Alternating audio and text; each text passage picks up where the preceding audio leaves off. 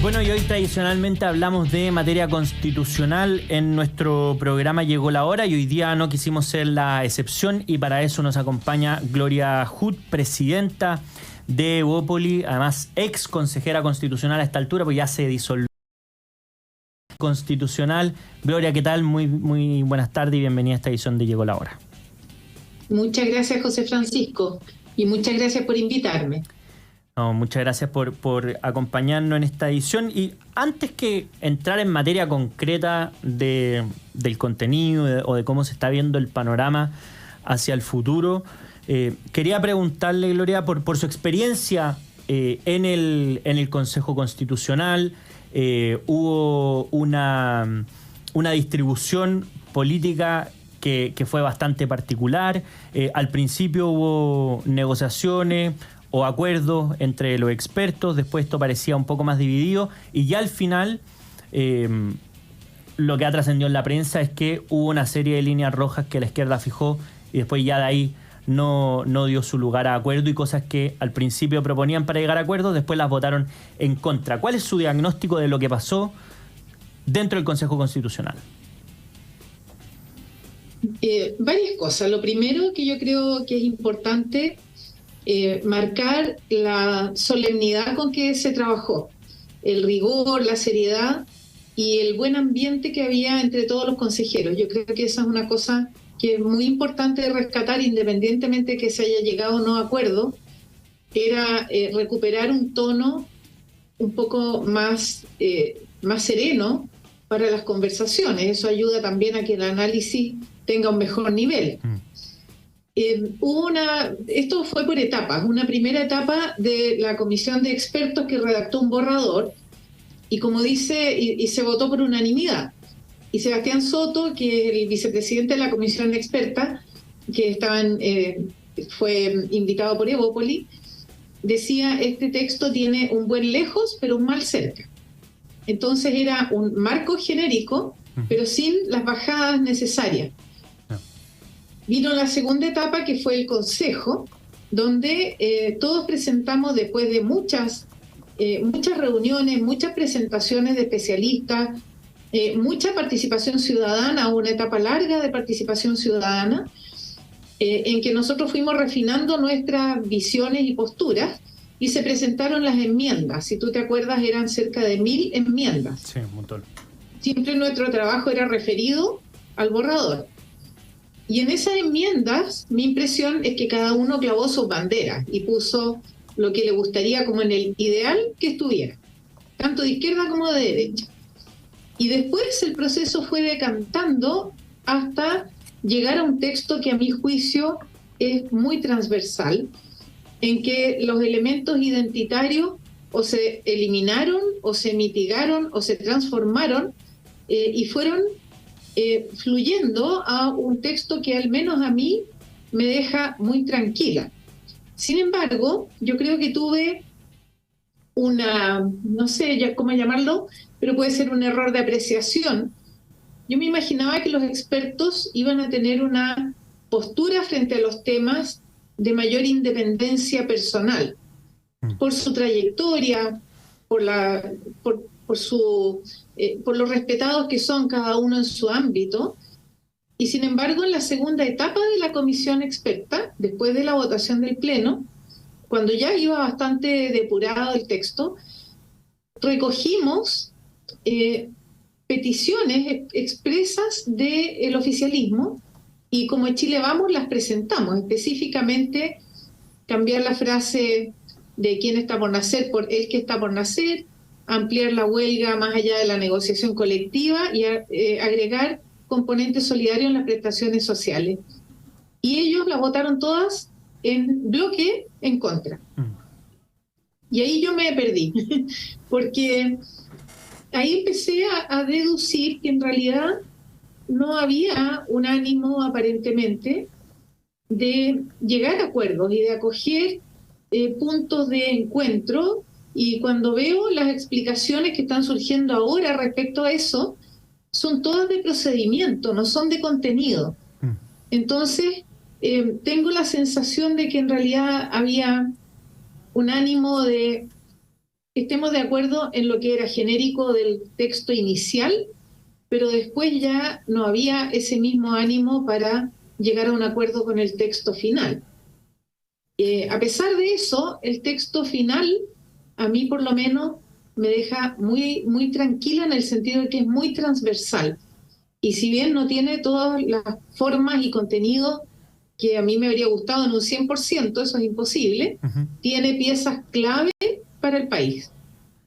Y ahí, a propósito de ese diagnóstico, ¿verdad? De que finalmente no se produjo la anhelada transversalidad en los votos, al menos. Porque claro, hubo una amplitud de cantidad de quórum que logró el Consejo Constitucional, pero en algún momento se produce un punto de inflexión donde ya los expertos del oficialismo empiezan a votar como bloque político. Y ya, si bien todos sabemos cuál era la denominación de los expertos y eran designados por los partidos políticos, la gracia que tuvieran este criterio académico es que verdaderamente influyeran en la técnica del texto mismo y no en replicar lo que harían los políticos representativos, porque para eso estaba el rol del Consejo Constitucional. ¿Cuándo se produce ese punto de inflexión? ¿Hubo realmente un punto de inflexión o estaban preparando simplemente un escenario para finalmente el resultado que vimos? Yo no lo sé, pero yo noté que en la segunda etapa de la comisión experta, la comisión experta hizo el borrador, después pasó al Consejo. Cuando terminamos la votación del Consejo, volvió a la comisión experta, que tuvo unos días para evaluar, y en esa discusión yo noté que no había este ánimo y que votaron en bloque, y por eso yo hago hincapié en la trayectoria de cada uno, porque está bien, un partido te puede nominar para una tarea, y obviamente uno tiene una cierta afinidad, pero también uno resguarda su opinión personal, su criterio personal, y no siempre coincide con el bloque. Eso eché de menos yo. Incluso yo misma muchas veces voté distinto del resto de Chile Vamos, por convicción personal, por compromiso con una mirada en que a mí me importaba mucho defender un cierto principio, pero cuando tú ves que tienen frente a ellos la posibilidad de acoger cosas que ellos mismos pidieron y las rechazan, entonces empieza a haber una incoherencia entre el discurso y la acción. Y yo creo que eso se produjo en la segunda etapa de la comisión experta. Después volvió al Pleno, se volvió a votar y hubo nuevos ajustes y volvimos a la comisión mixta, que fue la etapa final, y en la etapa final hubo grandes cambios importantes, a mi juicio, que fueron favorables para el texto. Así que fue una etapa que hasta el último minuto implicó refinar lo que se estaba proponiendo. Y una cosa que, por ejemplo, a mí me importaba muchísimo, que es la modernización del Estado, que viene de una iniciativa popular de norma del Estado sin pituto, y que formaliza todo el empleo público de una manera muy distinta, sube las exigencias, selecciona a las personas por sus competencias. Realmente es un cambio muy grande en el empleo público. Y eso, cuando fue la comisión experta en la segunda etapa, se diluyó mucho. Y lo que volvió fue un texto en que cabía perfectamente las modalidades actuales. Es decir, no avanzaba en nada. Y yo, por ejemplo, la rechacé para que volviera a la comisión experta, a la comisión mixta, y se fue a la mixta, y ahí recuperó su sentido original y volvió al texto final con el sentido original. Entonces fueron muchas idas y vueltas, y ahí de nuevo la comisión experta etapa 2, oficialismo, diluía estas cosas, ¿no? Así que yo por lo menos me quedé muy, no sé, me daba una cierta desilusión el rol de los expertos en su segunda parte. Creo que no tomaron las cosas que ellos mismos promovían, y no ayudaron a rescatar cosas que eran de la mayor importancia para el país, como un Estado al servicio de los ciudadanos. Y ahí uno es quizá inevitable relacionarlo a lo que estaba pasando fuera del Consejo Constitucional. Y lo pienso principalmente en torno al rol del oficialismo, porque hay un punto también donde, además esto a modo personal, yo creo que hubo un punto de inflexión respecto a antes del 7 de mayo y lo que fue después del 7 de mayo en el mismo Consejo Constitucional, incluso los propios expertos. Pero hubo un hito donde el oficialismo da una señal de ir juntos en la elección municipal para el próximo año, que hacía bastante poco presentable que actuaran divididos en una cuestión tan fundamental como la discusión constitucional. Como que, y esto fue incluso antes de la segunda parte de los expertos, ¿verdad? Y ahí este comportamiento en bloque, este comportamiento contradictorio entre las cosas que señalaban como necesarias al principio y después que se negaron a votar. Hay varios ejemplos de que esto pasó. Además, después denunciándolo públicamente, ¿verdad? Como cosas impresentables cuando tuvieron la oportunidad de votarlo y no lo quisieron hacer. ¿Cómo se interpreta ahora, por ejemplo, que algunos expertos, consejeros pocos, pero expertos, porque no han hablado, pero expertos, empiecen a criticar ahora públicamente cuestiones del texto cuando ellos estuvieron participando en la elaboración y o no se pronunciaron sobre cosas complejas del texto que ahora señalan como problemáticas, o lisa y llanamente votaron a favor de alguna de esas cosas que hoy día reclaman como impresentable y absoluta línea roja para aprobar este texto? Bueno, lo más representativo de que hay una intención política muy clara es que si este texto que se propone no se aprueba, nos vamos a quedar con la Constitución actual. En el fondo están plebiscitando la Constitución actual también. Y eso sí es difícil de entender en su lógica, a menos que el objetivo sea modificar la Constitución con los 4/7 que tiene, pero también hay que mirar las declaraciones que han hecho, por ejemplo, desde el Partido Comunista, en el sentido de que para ellos el texto del año pasado era el que reflejaba sus expectativas. Y también esa declaración de ir en bloque, ellos la mantuvieron siempre. Yo me acuerdo de haber tenido conversaciones con algunos representantes del oficialismo, y esa declaración de vamos todos o no va ninguno era un acuerdo desde el inicio. Sin embargo, yo me imaginaba que eso podía funcionar en el nivel de los consejeros, no tanto de los expertos. Por eso digo, en los expertos yo habría esperado un poco más de independencia y no de este atado de bloque, digamos, que finalmente predominó. Y ahí una cosa relacionada con lo que viene, porque hemos visto la encuesta, todas más o menos tienen un resultado parecido, no están las cosas muy, muy favorables para el a favor, pero vemos que poco a poco la composición política de quienes están en cada posición se va replicando respecto a lo que fue el plebiscito del 4 de septiembre, con ese resultado realmente histórico. Sí. ¿Cómo lo ven? Porque se parte de atrás, está complejo, es difícil salir a proponer cosas. La discusión constitucional, obviamente, lamentablemente ha generado un hastío en la ciudadanía y hace que sea un escenario cuesta arriba. ¿Cómo lo ven ustedes? Es un escenario sin duda difícil, y también en una campaña es más, no sé, de impacto más directo, un mensaje que implique algún tipo de riesgo o pérdida, porque las personas se activan más, lo perciben como un riesgo y toman una postura más rápido. Cuando lo que uno propone son medidas nuevas, situaciones nuevas, es más difícil transmitir ese mensaje. Sin embargo, esas medidas nuevas son tan contundentes que nosotros confiamos en que en la medida que las personas las vayan internalizando, también van a entender que es un tremendo beneficio. Mira, solo para hacer un resumen, pero hay un cambio en el sistema político. Tenemos graves problemas de gobernabilidad. Llegan los gobiernos y no pueden hacer acuerdos porque al frente tienen 22 partidos y creo que hay como 8 en formación. Es imposible negociar así. Se transforman en representantes con poquita votación, pero tienen el poder del voto que después negocian, no en el mérito del proyecto, sino como una negociación.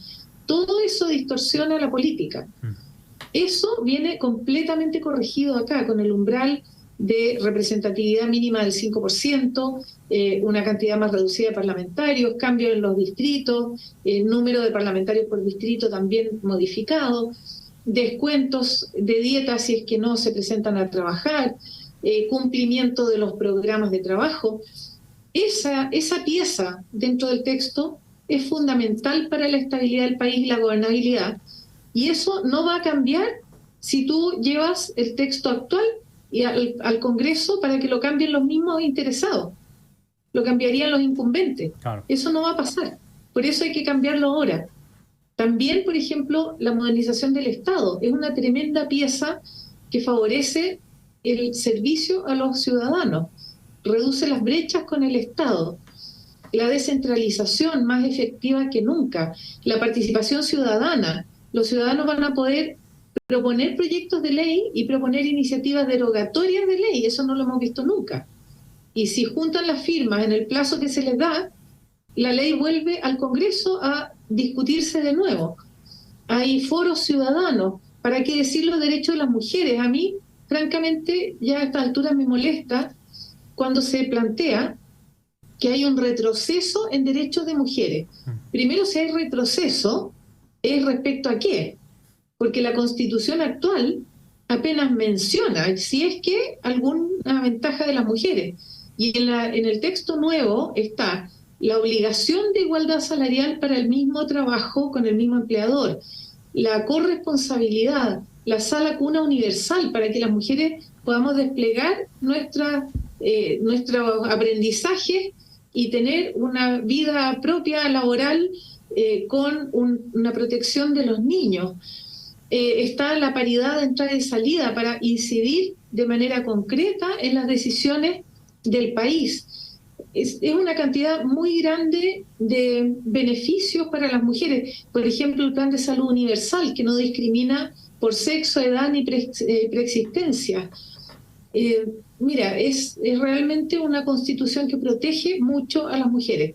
Así que cuando se habla de retroceso, yo francamente quisiera que me digan dónde está el retroceso. Tampoco se pone en riesgo la ley de interrupción voluntaria del embarazo en 3 causales. Para nada. Había un riesgo con el artículo 1, inciso 1, que justamente se rechazó con la abstención de 4 integrantes de Chile Vamos, entre ellos de mi voto de abstención, justamente para proteger esa política pública que es importante. Así que, por lo menos desde mi punto de vista y lo que yo he conversado, no hay riesgo y las mujeres tenemos una ganancia monumental.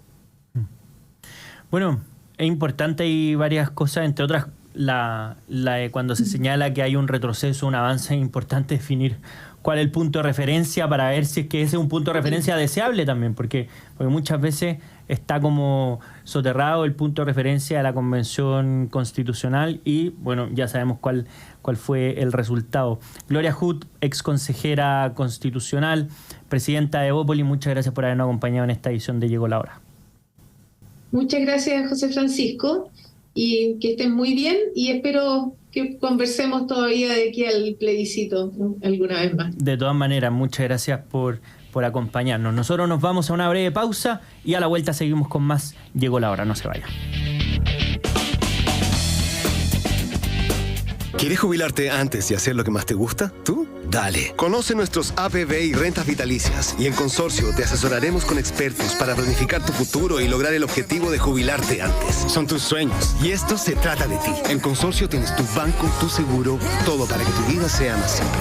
Consorcio, dale. dale. El riesgo es cubierto por Consorcio Seguros Vida. Esta información representa un resumen de las coberturas. Más información de las características y condiciones de este seguro en consorcio.cl o en cmfchile.cl. No me diga. ¿En serio? Ya, yo les cuento. Atención, me acaba de contar un pajarito que SQM es una empresa chilena con presencia global que desde el norte de Chile está presente en industrias para el desarrollo sostenible de la salud, alimentación, electromovilidad y energías limpias que mueven al mundo. Porque en SQM el desarrollo humano es parte de su naturaleza. Ya lo sabes, te lo contó un pajarito. Me comería un completo. Nueva salchicha Bronto, la más grande de todas, 17 centímetros de sabor, única de 95 gramos. Pruébala, siempre San Jorge. Prefiere alimentos con menos sellos de advertencia. Ministerio de Salud, Gobierno de Chile.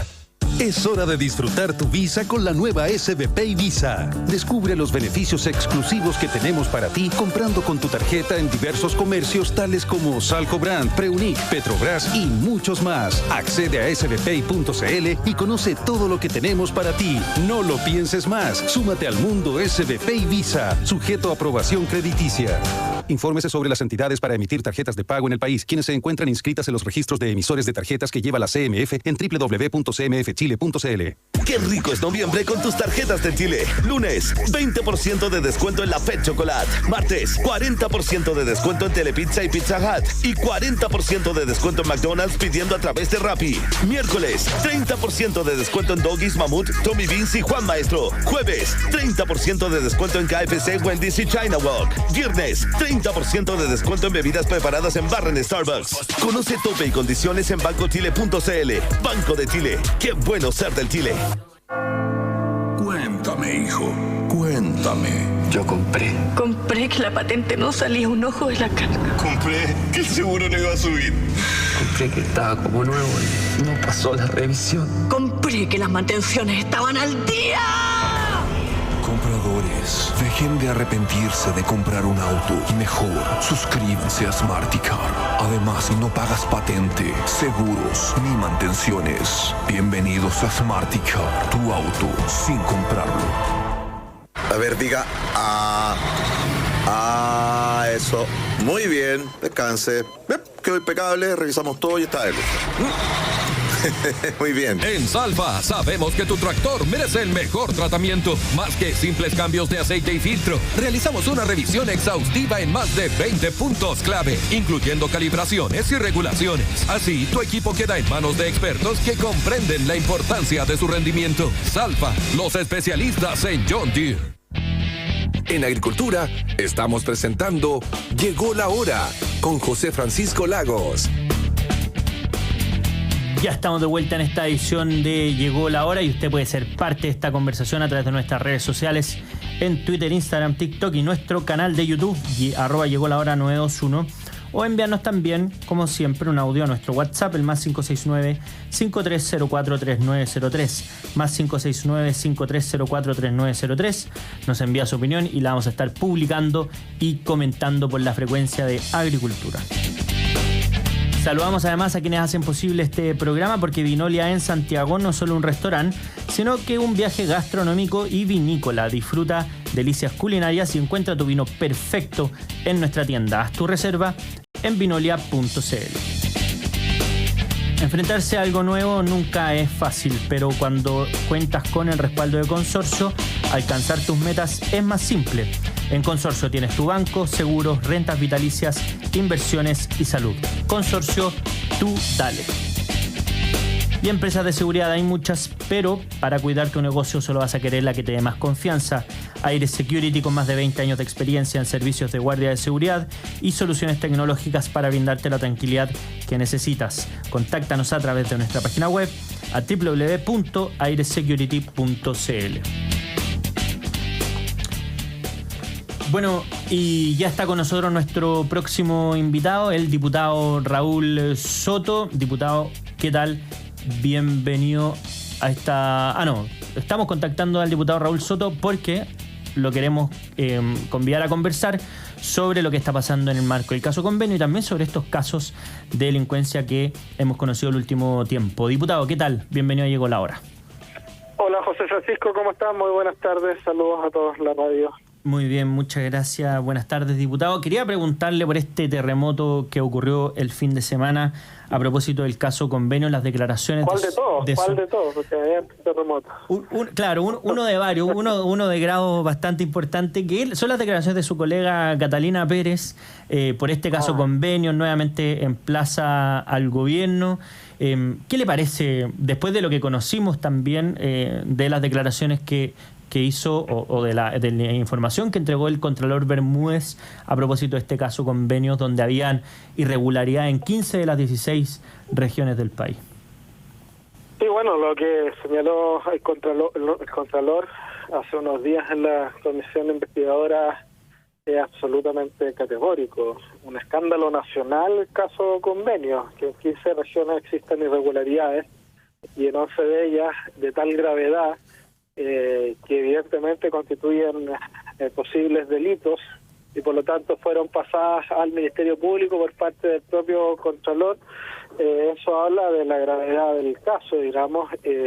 Además que hay a estas alturas, evidentemente, con toda la información que hemos conocido en la comisión investigadora, patrones que se van repitiendo en distintos casos, en distintas regiones, y que hacen que evidentemente podamos llegar a la conclusión de que acá hay una falencia institucional importante, pero que también estas personas inescrupulosas, delincuentes, se aprovecharon de esas falencias institucionales para cometer actos de corrupción y para apropiarse ilegítimamente de recursos que son de todos los chilenos y que van dirigidos por lo demás a los sectores más vulnerables de la población. Entonces, desde esa perspectiva, creo que todavía hay muchas cosas que aclarar por parte de quienes tuvieron alguna participación en estos hechos, directa o indirectamente, quienes están involucrados.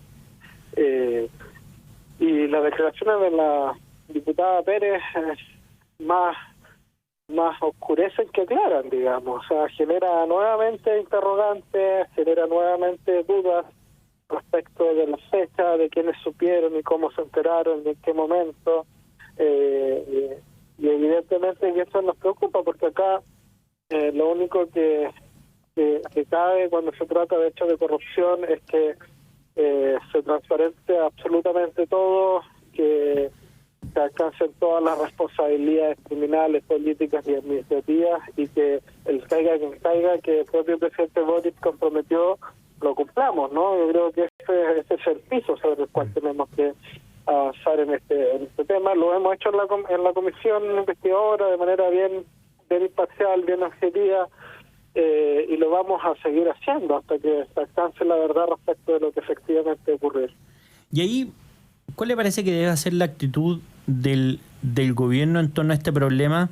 Porque pareciera que la información va cayendo por goteo, pero lamentablemente resulta contradictoria. Esto de que finalmente le informaron al gobierno después de que el jefe de asesores del presidente dice se escucharon rumores, después que la diputada Catalina Pérez dice que informó directamente, antes decía que el gobierno no sabía, se enteraron simplemente por los medios de comunicación. Es decir, ¿cuál debiera ser la actitud o la decisión frente a esto que finalmente mantiene no solamente vivo políticamente el tema, sino que también impide a que se sepa todo para que no solamente responsabilizar a las personas que cometieron este tipo de actos, sino que también para que no vuelva a ocurrir?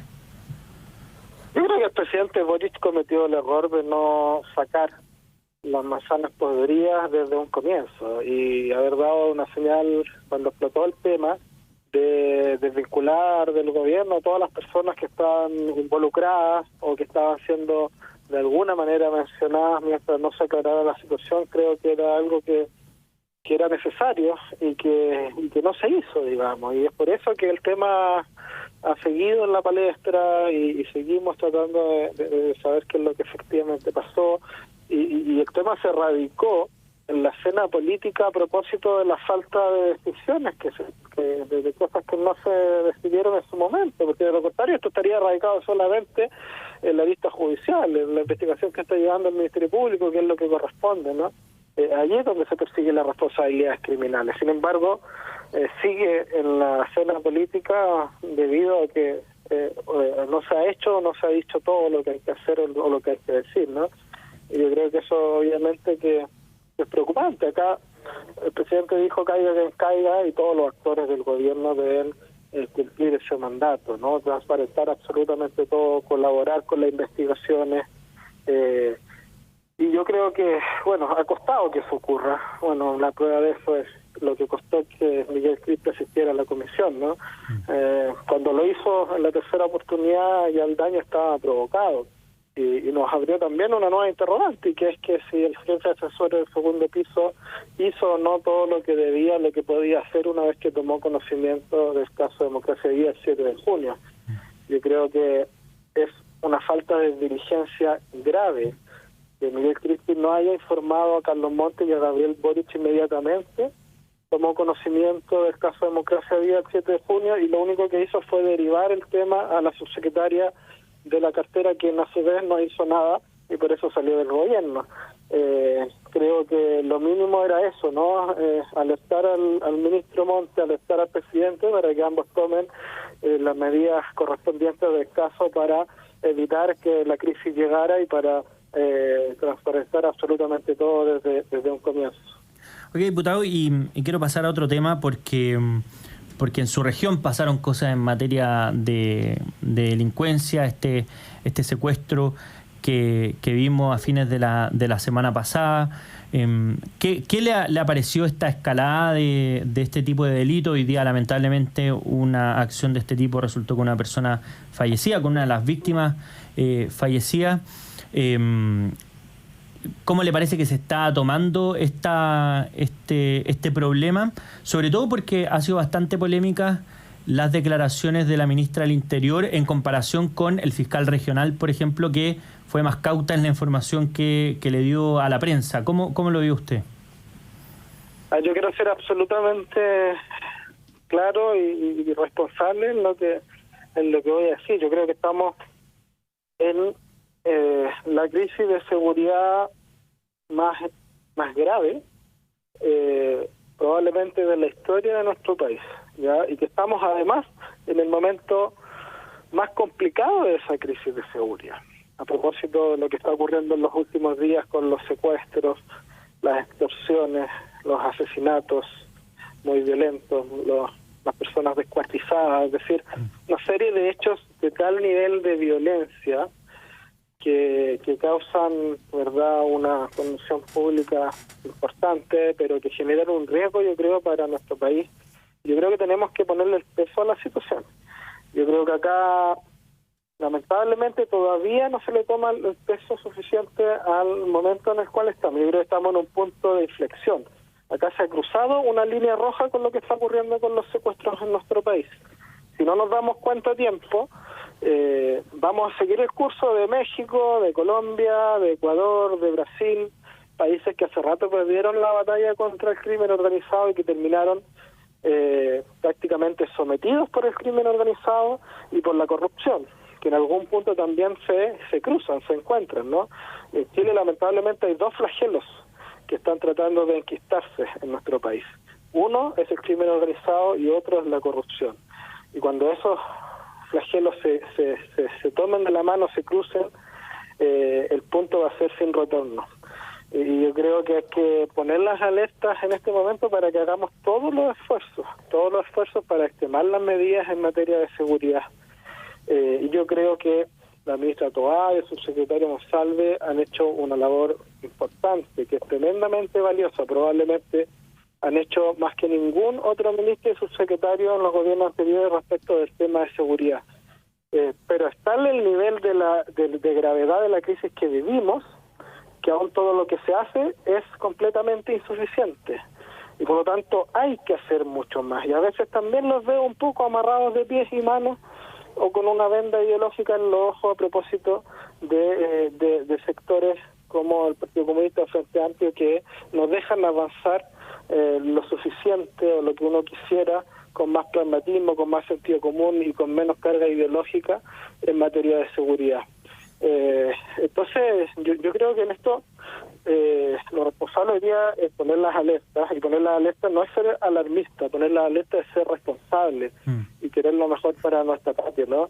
Yo he hablado incluso de que acá hay que extremar las medidas, de que hay que no descartar la utilización de todas las herramientas que hoy día existen para enfrentar esta situación, inclusive la posibilidad de un estado de excepción constitucional a nivel nacional que tenga un carácter acotado, focalizado, dirigido y que esté bien regulado, pero que permita disponer tanto de las fuerzas policiales como de las fuerzas militares para una batalla frontal y directa al crimen organizado, de manera tal de desbaratar estas bandas y llevarlas ante la justicia o simplemente expulsarlas en aquellos casos que sean migrantes irregulares. También he señalado que acá la crisis de seguridad que vivimos está íntimamente ligada con la crisis de migración irregular. La mayoría de las bandas internacionales de crimen organizado que están operando en Chile son de extranjeros y están determinadas y sabemos dónde están funcionando y por lo tanto lo que hay que hacer es una operación rastrillo a nivel nacional dirigida por el Ministerio Público y por las policías para perseguir a esos migrantes irregulares que están cometiendo estos delitos tan violentos en nuestro país y ponerlos ante la justicia, llevarlos a la cárcel o simplemente expulsarlos de Chile. Es cierto, migrar es un derecho, pero también es un derecho que los países regulen quienes ingresan y en qué condiciones a nuestro país para mantener nuestra convivencia en paz, ¿no?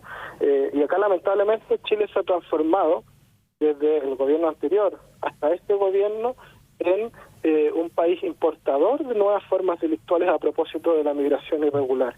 Y esto hay que frenarlo ahora, de lo contrario va a ser muy difícil después, más adelante, cuando esto siga avanzando.